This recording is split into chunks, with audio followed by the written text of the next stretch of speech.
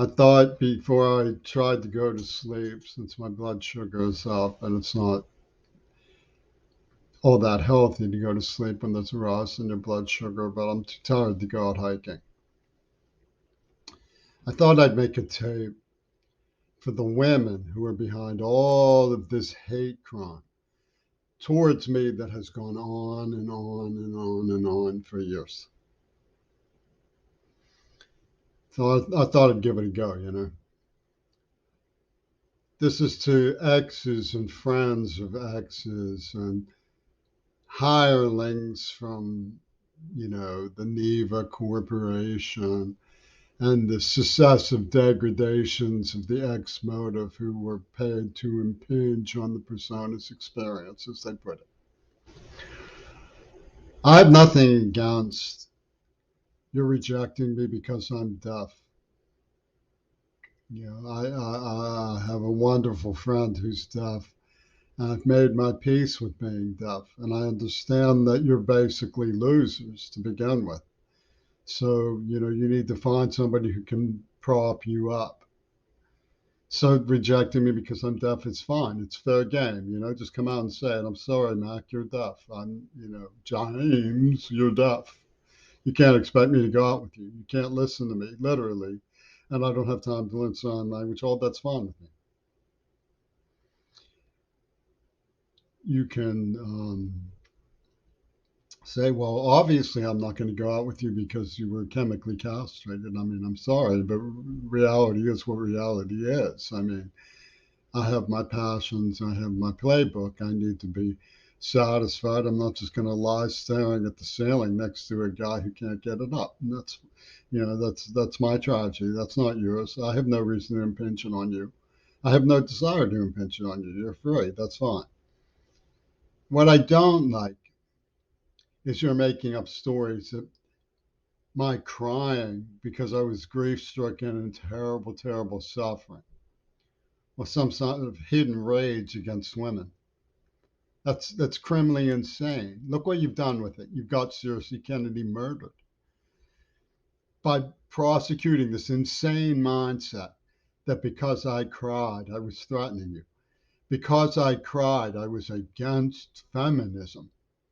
Because I cried, I didn't understand the political correctness that was necessary to placate transvestites. And it just goes on and on and on and on and on and on and on. It goes on ad infinitum ad nauseum. What's wrong with you? What's wrong with all of you? You're trying to, it's one thing to say his peers don't respect him, which is something got thrown at me. I don't know what that's supposed to mean. I had to move around to get away from them because they were beating my brains in. I don't know what that's supposed to mean, but that's what you said. That's fine. I don't want to go out with somebody whose peers don't respect him. That's simple. You didn't have to sleep with me first, but you did, and then you decided, well, his friends don't respect him. You didn't bother to. Is it because he's deaf? It's because they're afraid of what he knows or any of that stuff. I don't care about that. I'm not going to argue with you about that. I don't care. But you don't have to dress it up in stories about Goebbels being the prime minister of Israel's Jewish Defense League in John Schulman's book country back in Wilkinsburg. You know what I'm saying? You don't have to say the reason why we raided you for notes about the girl you loved is because we are honorary the African warriors working with white Nazis who are also honorary the African warriors who drove recklessly at Kelly's school. And you, McCreary, dared to be the passenger who was indignant about it. You don't have to do that. You don't have to go bending. Lucy Van Sickle, you don't have to bend over backwards that way to twist my arm so that Martin Sheen can endorse Vince Irene. You don't have to do that. All you have to do is say, I don't like you enough to go out with you. All you have to do is tell the poor kid that you don't want to sleep with them.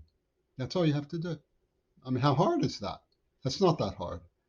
Old man, deaf man, partially castrated man, got used to living a lonely life, as you suggested. What's the problem?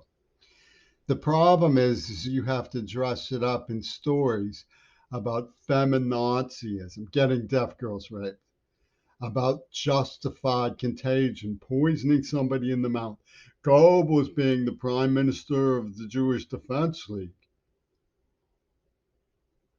Leslie shrieking, "Oh my goodness, he's going to rape me," because he cried when she rejected him. And you have to make all these things up. Toilet Wilcox comes jumping down, holding, her strap on. Fuck you, James. Fuck you, James, at the dinner table to people who don't even know who James is. Except one of them, so word got back to me. What's wrong with her? What's wrong with her? Can't she just tie her tail to a spinner and pirouette for a while to get it out of her system? She has to say, "Oh, he crossed the line in the sand in Beirut and set off detonations." What did I do? I cried when a girl rejected me. I had been beaten half to death. I was deaf. I was trying to learn to live with not being able to go to school, being taunted. These were cerebral maniacs who went to Harvard and graduated. Wow. 7 foot tall black man dragging a little boy around the floor by his foot, threatening to kill him. So the toilet Wilcox could say, "You weren't feminist enough."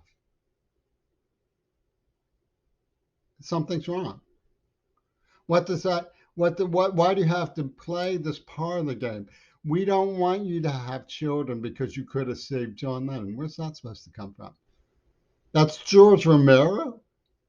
Why don't you go sleep with George Romero and celebrate what he did if that's how you feel about it? I don't understand what your problem is. It doesn't make any sense. So, what I have to say to the women who did this is, you don't make any sense. But that's womanhood. That's the nature of reality. Ask the Front Hall Bridge Gang and the administration at the University of Pittsburgh. It's like, woo, woo.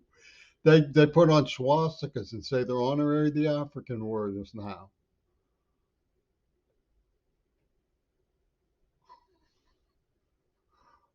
Oh boy, Pittsburgh and Seattle. They're going to be the progressives. AOC is going to cater to their every whim.